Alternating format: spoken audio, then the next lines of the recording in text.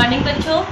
आज मैं आपको सातवीं के पाठ दूसरा जल के बारे में बताऊंगी। जल के बारे में आप जानते हैं, आपने बहुत अच्छे से जल के बारे में सुना है और जाना है, तो उसके बारे में हम थोड़ी सी जानकारी देंगे। तो चलिए देखते हैं। सबसे पहला जो है, जल एक प्राकृतिक संसाधन। अभी प्राकृतिक संसाधन क्या होता है बच्चों? प्राकृतिक संसाधन वो होता है जो हमें प्रकृति से प्राप्त होता है। तो आप जानते हो, हवा, पानी, सूर्य का प्रकाश, ये हमें प्रकृति से प्राप्त होता है, इसलिए ये क्या है? प्राकृतिक संसाधन है। अब इसमें हम देखेंगे कि जल क्या है? एक प्राकृतिक संसाधन है जो हमें हमारे प्रकृति से प्राप्त हुआ है। तो आप देख रहे हो बच्चों कि एक यहाँ पे मैंने पृथ्वी और जल की उपलब्धता का यहाँ पे डायग्राम बनाया हुआ है। इसमें जो इतना पूरा नीला भाग है ये महासागर का भाग है, और ये जो थोड़ा सा बैंगनी भाग है ये हिमखंड यानी बर्फ का भाग है, और जो पीला भाग है वो अन्य स्रोतों से प्राप्त जल का भाग है। तो आप देख रहे हो कि कहाँ का जल सबसे अधिक दिख रहा है? देखिए, महासागर का जल कितना प्रतिशत पाया जाता है? 97% महासागर में जल पाया जाता है। और हिमखंड यानी बर्फ के रूप में ध्रुवों पर जो जल होता है वो बर्फ के रूप में रहता है, और वो कितना रहता है? 2% रहता है। और अब हमारे पास सिर्फ और सिर्फ 1% जल बचता है जो अन्य स्रोतों का जल होता है, जैसे नदियां हैं, झील है, तालाब है। इन स्रोतों का जल जो है 1% हमारे लिए उपयोग के लिए बचता है। तो अब आप ये सोच रहे होगे बच्चे कि जो महासागर का जल है हम उसको क्यों उपयोग नहीं कर पाते? आपने देखा होगा कि जानते होंगे कि जो महासागर या सागर का जल होता है वो खारा होता है। कैसा होता है? नमकीन या खारा होता है। तो ऐसा क्यों होता है? क्योंकि उसमें नमक और कई प्रकार के अन्य लवण घुले होते हैं, जिसके कारण समुद्र या महासागर का जल खारा होता है। उसमें नमक और अन्य कई प्रकार के लवण घुले होते हैं, जिसके कारण महासागर का जल क्या होता है? खारा होता है। तो चूंकि हमारे पास 97% महासागर का जल है और नमक और अन्य लवण घुले होने के कारण ये हमें उपयोग के लायक, हमारे उपयोग के लायक नहीं होता है। इसके बाद जो हिमखंड ध्रुवों पर बर्फ रहता है, 2% बर्फ के रूप में ध्रुवों पर पाया जाता है, वो तो शुद्ध जल होता है, लेकिन उनका उपयोग कर पाना बहुत ही मुश्किल होता है। तो तीसरा है अन्य स्रोतों से प्राप्त जल। 1% जो जल होता है वो नदियों, झील, तालाब का जल होता है, और जो हम जिनका उपयोग करते हैं। तो आप समझ गए होंगे बच्चों कि हमारे उपयोग के लिए कितना कम जल होता है, और इसलिए हमें जल को बचाना चाहिए, उसको बर्बाद नहीं करना चाहिए। ठीक है। अब दूसरा हम टॉपिक देखते हैं कि जीवन निर्वाह के लिए जल। जीवन निर्वाह के लिए जल, जीवन जीने के लिए चाहे मनुष्य हो, चाहे जीव जंतु हो, चाहे पेड़ पौधे, सबके लिए जल बहुत ही महत्वपूर्ण होता है। जितने भी सजीव होते हैं उनका अनिवार्य घटक जल होता है। आपको पता है बच्चों, शरीर के भार की दृष्टि से लगभग हमारे शरीर में 70% जल होता है। हमारा शरीर जितना भी भारी होता है उसके भार की दृष्टि से लगभग 70% हमारे शरीर में जल पाया जाता है।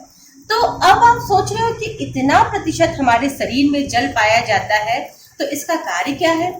आपको पता है, हमारे शरीर में जितनी भी क्रियाएं होती हैं, पाचन और पचे हुए भोजन का अवशोषण, जितनी भी क्रियाएं होती हैं, उन सब क्रियाओं को सुचारू रूप से करने के लिए पानी की आवश्यकता होती है।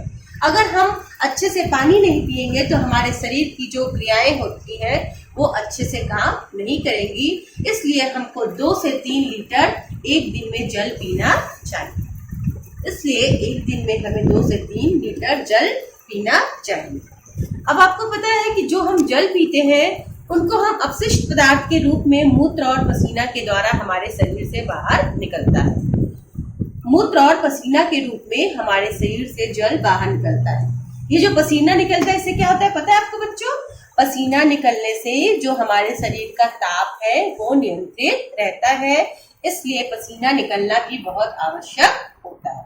तो हम संक्षेप में एक बात कह सकते हैं कि सजीवों की जितनी भी क्रियाएं होती है उनको उचित संचालन के लिए या अच्छे से कार्य करने के लिए पर्याप्त मात्रा में जल का सेवन करना चाहिए। अब ये तो हुआ मनुष्य की बात। अब पौधे और जंतुओं के लिए भी जल का बहुत महत्व है। आपने देखा कि पौधे हैं, 2 पौधे लीजिए, इसके लिए हम क्रियाकलाप कर सकते हैं। 2 पौधे लेंगे, एक में हमने पानी डाला और दूसरे में पानी नहीं डाला, तो क्या होगा? जिसमें हम पानी डालेंगे उसमें अच्छे से वृद्धि और अंकुरण होगा, और जिसमें पानी नहीं डालेंगे वो पौधा सूख जाएगा। तो कहने का मतलब ये है, पौधों के वृद्धि और अंकुरण के लिए भी जल की आवश्यकता होती है। अच्छा, आप देखते हो बच्चों, जैसे पौधे रहते हैं उसमें हम जल कहाँ डालते हैं? जड़। कहाँ डालते हैं? जड़ में। तो जड़ क्या करती है? पानी और खनिज लवण को लेके पौधों को विभिन्न भागों तक पहुंचाने का कार्य करती है। जड़ पानी और खनिज लवण को लेके पौधों के विभिन्न भागों तक पहुंचाने का कार्य करती है। एक बात और पौधों के बारे में मैं बताना चाहूंगी कि आपने देखा है कि जितने भी हरे पौधे होते हैं वो अपना भोजन स्वयं बनाते हैं। वो हरे होते हैं, उनके अंदर एक पिगमेंट पाया जाता है जिसे हम कहते हैं क्लोरोफिल। क्या कहते हैं? क्लोरोफिल। तो जानते हो बच्चों, अभी जो जल है पौधों को भोजन बनाने के लिए भी उतना ही आवश्यक है। पौधे सूर्य का प्रकाश, कार्बन डाइऑक्साइड, जल और क्लोरोफिल की सहायता से अपना भोजन स्वयं बनाते हैं, और इस क्रिया को प्रकाश संश्लेषण की क्रिया कहते हैं। पौधे सूर्य का प्रकाश, कार्बन डाइऑक्साइड, जल और क्लोरोफिल के द्वारा अपना भोजन स्वयं बनाते हैं, और इस क्रिया को हम प्रकाश संश्लेषण की क्रिया कहते हैं। तो इस तरह से आपने देखा कि पौधों को भी वृद्धि, विकास, भोजन बनाने के लिए भी जल की आवश्यकता होती है। तीसरा है पानी में रहने वाले जंतु। अब जो पानी में रहने वाले जंतु हैं उनके लिए तो पानी उनका आवास ही है, जल उनका घर ही है। अब उनको, जो पानी में रहने वाले जंतु हैं, वो सांस कैसे लेते हैं? वो कैसे सांस लेते हैं? उनको कार्बन डाइऑक्साइड गैस उनको ऑक्सीजन गैस कहाँ से मिलती है? तो जो पानी में रहने वाले जंतु हैं वो पानी में घुली हुई ऑक्सीजन द्वारा श्वसन की क्रिया करते हैं। पानी में रहने वाले जंतु पानी में घुली हुई ऑक्सीजन द्वारा श्वसन की क्रिया करते हैं। तो इस तरह से आपने देखा बच्चों कि जीवन निर्वाह के लिए पौधे, जंतु, चाहे मनुष्य, सभी के लिए जल का बहुत ही महत्व है। अगला है पेयजल। पेयजल, पेयजल यानी पीने योग्य जल। पेयजल यानी, अभी तक तो आपने बहुत सारा जल देखा जिसको हम कपड़े धोने में भी यूज करते हैं, बहुत सारे काम में यूज करते हैं, लेकिन जो ये पेयजल होता है ये कैसा जल होता है? पीने योग्य जल यानी शुद्ध जल। अब देखिए, जो विभिन्न स्रोतों से हमको जल प्राप्त होता है, नदियों, तालाबों से, उसको हम डायरेक्ट क्या पी सकते हैं? कुछ नहीं पी सकते, उनको डायरेक्ट हम नहीं पीते। क्यों? क्योंकि उसमें बहुत सारे लवण घुले होते हैं, बहुत सारे छोटे छोटे कण होते हैं जिन्हें हम निलंबित कण कहते हैं, सूक्ष्म जीवाणु पाए जाते हैं, जिसके कारण इन जल को हम डायरेक्ट पी नहीं पाते। शहरों में क्या किया जाता है? लोगों के घर जो टंकी से पानी सप्लाई की जाती है उसको जल संयंत्र द्वारा शोधन यानी शुद्ध करके लोगों के घरे तक भेजा जाता है। तो कैसे करते हैं?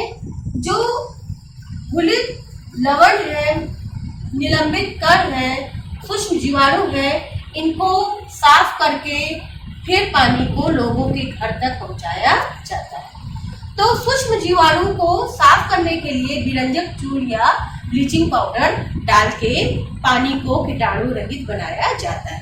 गांव में कुओं के पानी को साफ करने के लिए पोटेशियम परमैंगनेट, लाल दवाई या क्लोरीन की गोली द्वारा पानी को कीटाणु रहित बनाया जाता है। कुएं में पानी को साफ करने के लिए पोटेशियम परमैंगनेट, जिसको लाल दवाई भी कहते हैं, या क्लोरीन की टिकिया को डाल के पानी को कीटाणु रहित बनाया जाता है। तो इस तरह जो जल प्राप्त होता है वह पेय जल या शुद्ध जल बनता है और लोगों के पीने के योग्य हो जाता है। ठीक है।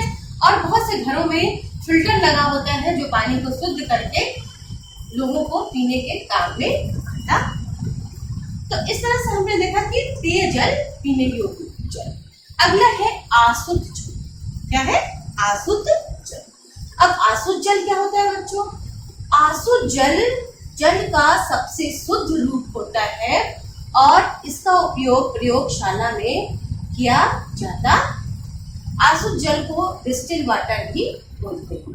तो अशुद्ध जल का सबसे शुद्ध रूप होता है, इसे प्रयोगशाला में इसका उपयोग करते हैं। तो अशुद्ध जल को एकत्र करने के लिए या प्राप्त करने के लिए हम क्या कर सकते हैं कि पानी को गर्म करेंगे तो पानी भाप बनकर ऊपर उठेगा और फिर वाष्प जो ठंडी होगी उसको हम किसी बर्तन में इकट्ठा करेंगे, तो जो पानी मिलेगा वो हमको मिलेगा अशुद्ध जल। इसके लिए हमने एक क्रियाकलाप किया था बच्चों। देखिए, इसमें मैंने क्या किया था कि नीचे पानी रखा था और इसके ऊपर इस तरह से देखिए एक भगोने में एक बर्तन में हमने पानी रखा था। ये देखिए पानी, और इसके अंदर एक कटोरी रख दी थी और इसको फिर इस तरह से झिल्ली द्वारा, पारदर्शी झिल्ली द्वारा ऐसे ढक के इसको बांध दिया था कस के, और इसके ऊपर इस तरह से पत्थर रख के मैंने इसको धूप में रख दिया था। इस तरह से पत्थर रख के मैंने धूप में रख दिया था। तो 1 घंटा धूप में रखने के बाद मैंने जब इसको निकाला तो देखिए इस तरह से ये पानी जो हमको कटोरी में प्राप्त हुआ, ये जो पानी देख रहे हैं आप इस कटोरी में, पानी जो है ये क्या है? अशुद्ध जल, जल का शुद्ध रूप है। तो हुआ क्या कि ये जो पानी है सूर्य के प्रकाश से भाप बनकर ऊपर गया और ऊपर जाके फिर ये यहाँ पत्थर रखा था, फिर भाप उस पत्थर से टकरा के ठंडी होके फिर से वो हमारी कटोरी में इकट्ठा हो गया।